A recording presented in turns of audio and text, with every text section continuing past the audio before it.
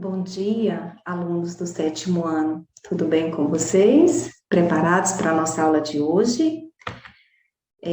Antes da gente iniciar essa aula, eu gostaria primeiro de compartilhar com vocês esse textinho que diz o seguinte: estudar não é obrigação, é uma porta aberta para o próprio crescimento e evolução. É construir um mundo inteiro de possibilidades dentro de si. E com esse objetivo, com essa energia, com essa vontade de novos conhecimentos, nós vamos para a nossa aula de hoje, que tem como tema representações cartográficas. O objetivo é identificar e caracterizar diferentes representações cartográficas. Eu sou a professora Vânia e vamos, nesta aula, relembrar a nossa aula da semana anterior. Percebi que houve uma certa dificuldade em assimilar o conteúdo. Por isso, eu preparei essa aula de forma diferente, mudando a estratégia, para que vocês, alunos, realmente consigam entender. Então, vamos lá? Você já ficou perdido num estacionamento de algum lugar, ou num bairro, ou em algum setor? Ou você já viu alguém perdido, sem direção? Muitas vezes essa situação ela é bastante engraçada, mas com certeza causa uma ansiedade tremenda para quem passa por isso. E normalmente, quando isso acontece, é da natureza humana utilizar referências e representações para se localizar. Para isso, vamos estudar sobre as várias formas de representar a realidade. Então, vamos lá? Representações cartográficas consiste em um conjunto e técnicas da cartografia. Mas o que é a cartografia? Como já sabemos, a cartografia ela é a área do conhecimento responsável pela elaboração e estudo dos mapas e representações cartográficas de modo geral, incluindo plantas, croquis, cartas. Essa área do conhecimento, ela é muito importante, não só para a geografia, mas para outras disciplinas, como história, sociologia. Também nós temos a parte da engenharia, que utiliza muito dela. Existem, dessa forma, alguns conceitos básicos de cartografia que nos permitem entender os elementos dessa área de estudo com uma certa facilidade. Saber, por exemplo, as noções como escala, legenda, projeções, auxilia-nos a identificar com mais facilidade as informações de um mapa e as formas utilizadas para elaborá-los. Há diferentes formas de representar a superfície terrestre. Utilizar uma ou outra depende da finalidade a que ela se destina e também do espaço que se pretende representar. Bom, então vamos lá. Vocês estão vendo aqui um mapa. Que mapa é este? Vocês sabem me responder? Ah, vocês não saberiam. Mas se você observar aqui, você vai saber me dizer que mapa é esse. É o mapa do estado de Goiás.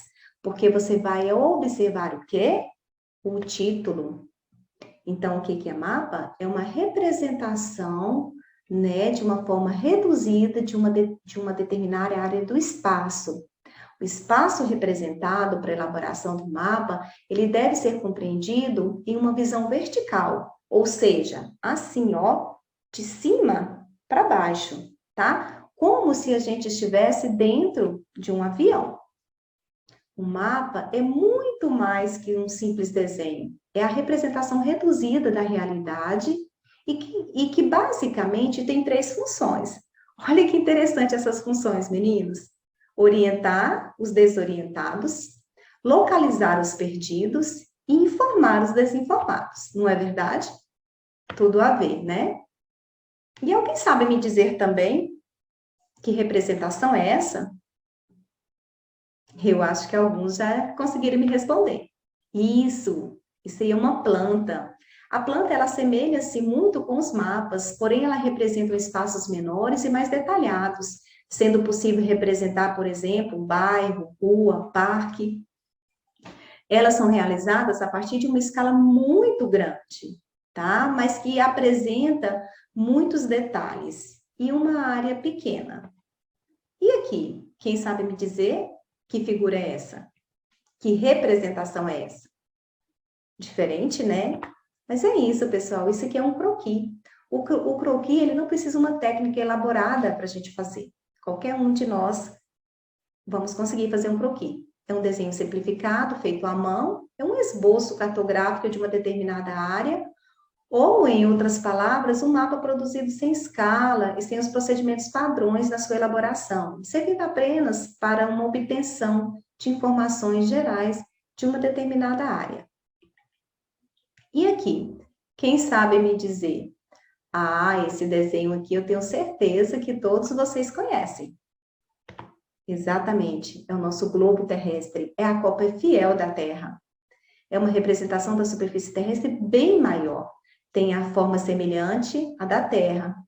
Nela, a gente consegue ver os oceanos e continentes, e além de possibilitar uma visão total da superfície terrestre e também de simular os movimentos aí de rotação e entender também a inclinação do eixo. Aqui, alguém sabe me dizer que figuras são essas? Exatamente, pessoal. Aqui são as projeções cartográficas. São o sistema de representações da Terra, tá? Que dá para a gente perceber que ela é geóide, quase arredondada, né, em um plano, de forma que sempre haverá distorção aí em uma determinada área. No sistema de projeções cartográficas, utiliza-se a melhor estratégia para definir quais serão as alterações entre o real e a representação cartográfica com base no tipo de mapa a ser reproduzido. Então, aqui, cada cartógrafo ele vai utilizar uma projeção de acordo com o que ele quer destacar, ok? Agora, nós temos esse desenho aí, não sei se vocês já viram ou já ouviram alguém dizer, aqui a gente chama de ipsometria, também chamada de altimetria. É o sistema de medição e representação das altitudes, tá? Ou seja, da altura de um determinado ambiente e suas formas de relevo. Portanto, um mapa ipsométrico ou altimétrico é um mapa que define por meio de cores e tons a diferença de altitude em uma determinada região. Ou seja, quanto mais escuro for o tom de marrom no mapa, mais elevado é a superfície terrestre, é o relevo, tá? Então, à medida que esse tom de marrom ele vai ficando mais claro, o relevo vai ficando mais baixo também. Essa é a ideia da ipsometria. E aqui, pessoal, o que a gente chama de curva de nível. É uma linha ou uma curva imaginária que indica os pontos de áreas localizados sobre uma mesma altitude e que possui a sua designação altimétrica, feita por números representados em metros. Tá? Os professores de matemática mandam muito bem nessa parte aqui. Tá? Mas o que eu quero que vocês entendam com essa curva de nível? Eu quero, por exemplo, saber a altitude de uma montanha. Para eu saber os pontos certinho dessa altura, eu preciso fazer cortes, que são curvas. Geralmente as curvas, elas são no mesmo nível, tá? Então, ela vai variar de nível para nível, ok? E aí, a gente consegue ver, então, a altura dessa montanha até o seu ponto máximo, que é o pico dela, tá? Agora, a gente vai ver essa parte aqui, que é a aerofotogrametria. A aerofotogrametria também é muito importante dentro da geografia, do estudo do mapas, porque ela registra imagens a partir de fotografias aéreas, sendo muito utilizado para a produção de mapas. Essas fotografias aéreas, elas tanto podem ser tiradas de avião, como agora a gente tem uma técnica nova, que muito utilizada para poder tirar essa foto, que são os drones, né? E aqui a gente tem também uma outra técnica muito utilizada na elaboração dos mapas, que é o GPS, o SIG. é um conjunto de métodos e sistema que permite a análise, coleta, armazenamento e manipulação de informações sobre uma dada área do espaço geográfico. E aqui nós temos as coordenadas geográficas, que é a combinação do sistema de paralelos e de meridianos, tá? Juntos eles vão formar a latitude e a longitude, ou seja, eles vão endereçar o ponto exato da superfície terrestre, ok? Então, esses três aí, tá? Essas três formas, elas são muito utilizadas hoje para a gente poder elaborar os mapas e saber o que a gente pretende, o que a gente quer num determinado local e naquela específica área. Bom, agora nós temos aqui, pessoal, duas imagens. A primeira imagem, nós vamos ver os paralelos, né? O que são os paralelos? Todos já sabemos, são linhas imaginárias traçadas horizontalmente sobre o planeta, tá? E o principal paralelo é esse daqui, que é o chamado de equador, tá? Ele equivale a 0. E aí a gente tem outros paralelos que também recebem nome importantes, que são o Trópico de Câncer, ao norte do Equador, o Trópico de Capricórnio, ao sul do Equador, e aqui a gente tem o Círculo Polar Ártico, ao norte, e nós temos aqui o Círculo Polar Antártico, ao sul, tá? Então, esses são os principais paralelos. Todo paralelo da Terra possui um valor específico de latitude, que pode variar de 0 a 90.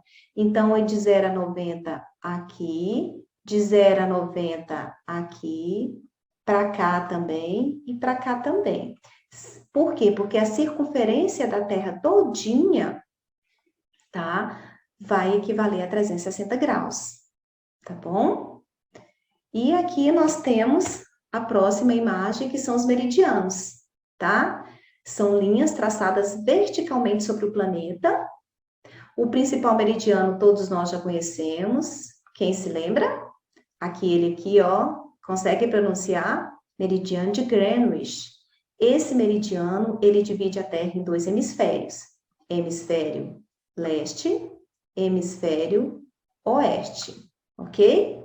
Então, eu tenho 12 hemisférios a leste, cada um equivale a 1 hora, e eu tenho 12 meridianos, desculpa, a oeste, com menos 1 hora, tá? Porque a circunferência da Terra todinha, como eu já disse para vocês, equivale a 360 graus. Só que aqui eu tenho 180 graus para leste e 180 graus para oeste, ok? Então, esses são os meus paralelos e os meus meridianos, que o encontro desses dois aí vai me permitir o ponto exato da superfície terrestre, ok? Bom, agora aqui a gente vai ver os principais elementos de um mapa. O primeiro é o título.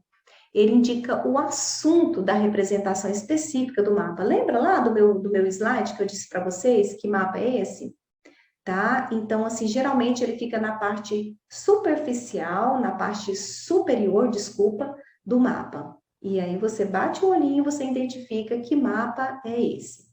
E nós temos a orientação, que é determinada por geralmente é uma rosa dos ventos. Ela pode vir apenas com desenhozinhos, a professora Vânia não é boa para desenhar, com o norte, tá? Aqui, ou ela pode vir assim, especificando norte, sul, leste e oeste, tá bom? Para você poder saber aí as posições, os sentidos, né? Que estão em determinada região do mapa, ou determinado país do mapa, ok?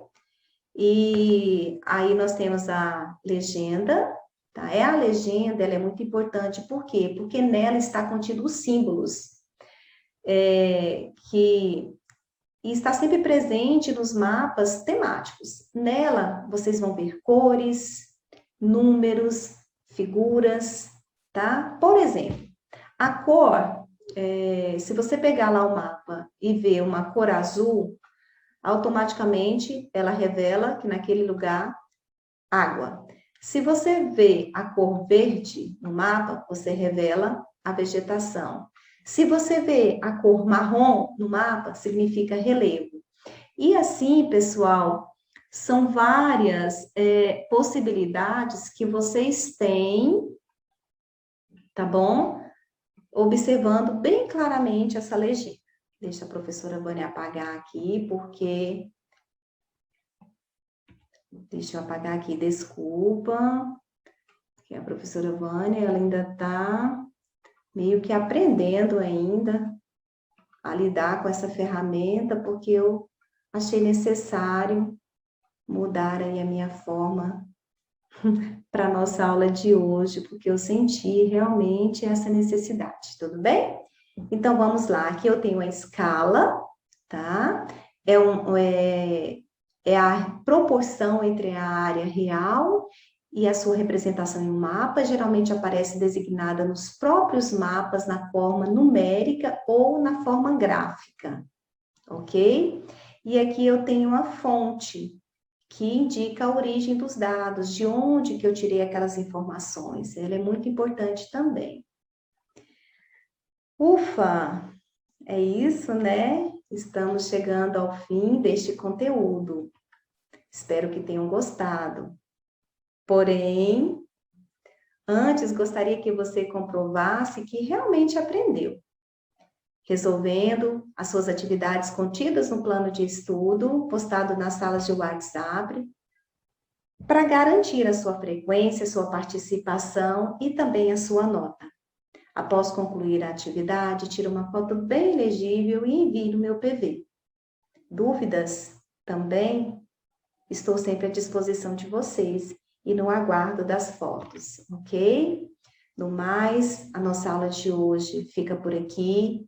Desejo a todos um excelente dia e, meus amores, fiquem em casa, cuide-se, cuidando de você, cuidando da sua família. Logo, logo estaremos todos juntos na nossa escola. Abraço a todos.